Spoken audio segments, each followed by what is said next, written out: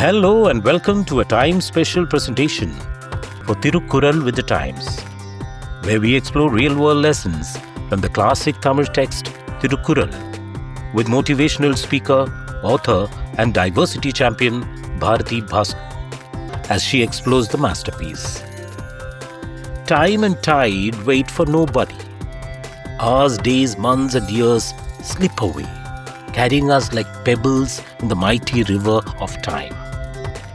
Are we using our time earnestly to build something meaningful, something that endures? How can one use time for one's inner calling? Thiruvalluvar's insights.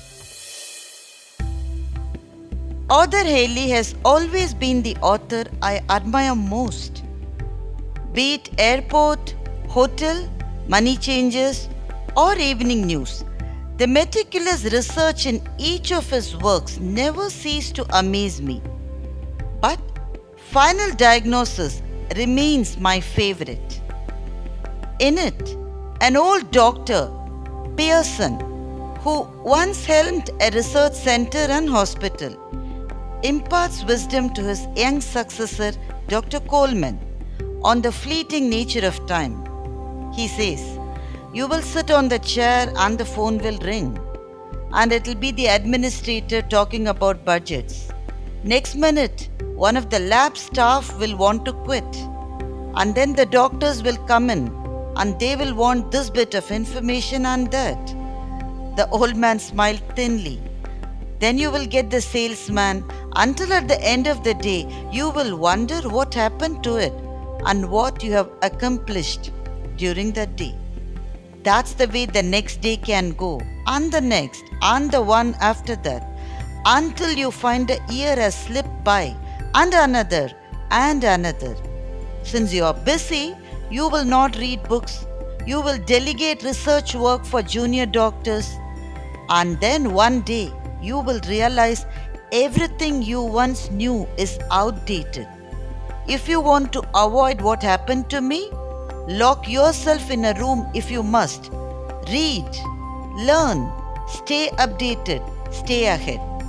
Then they can never say he is finished, he is washed up and he belongs to yesterday. I don't remember whether Dr. Coleman took Dr. Pearson's advice in the novel, but those words of Arthur Haley stayed with me forever. That's how time escapes us.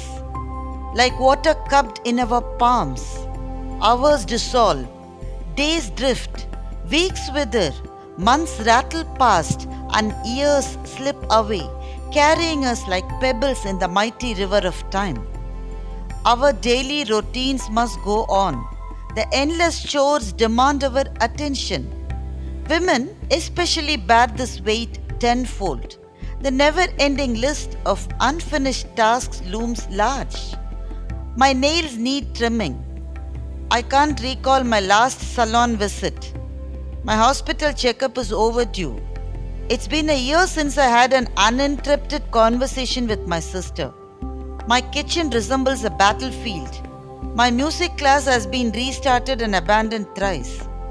Life is a constant battle between the vital few and the trivial many. The external world demands attention, but our internal calling whispers persistently. We work tirelessly, filling our days with ceaseless activity. But if we pause and ask, have we moved closer to our dreams? The answer is often a silent regret. This paradox haunts employees during their performance evaluations. "I've been working non-stop," they say, only to hear, "but the goals set at the beginning of the year remain unfulfilled." Ironically, their managers and their managers all wonder the same. Where did all the time go? Time management experts constantly remind us to carve out sacred time. Disciplined approach to steal time for the activities we have to do for ourselves. Step away from the routine, detach from the mundane, and focus on what truly matters.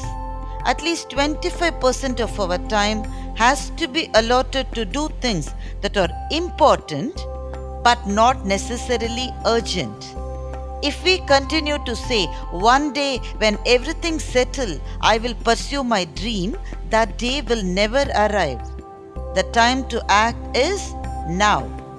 In the Mahabharata, the Pandavas lived an incognito year, shedding their royal identities in the Virata Parva.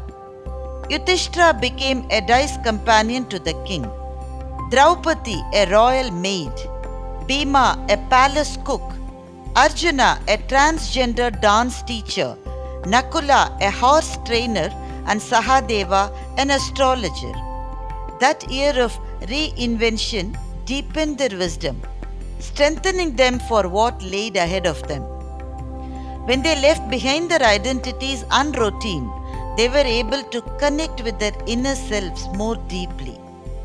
Many renowned artists, thinkers, and scientists took time away from their everyday grind to devote themselves to their passion. Beethoven withdrew from social life to compose some of his greatest symphonies. Writers like Tharu retreated into solitude to pen works that would later inspire generations. The world does not stop for anyone, but those who carve out time for their inner calling leave something eternal behind. Thiruvalluvar's wisdom echoes through time. Eydharkku Ariyadhu Iyaindhakkaal, Annilaye, Seydharkku Ariya, Seyal. Hesitate not to prioritize the time which is rare and achieve tasks otherwise hard.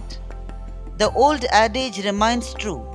Time and tide wait for no one.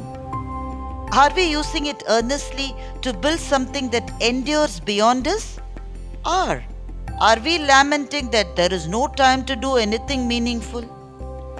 Are our days spent merely ticking off tasks on an endless list? Or in shaping something when looked back upon brings fulfillment rather than regret?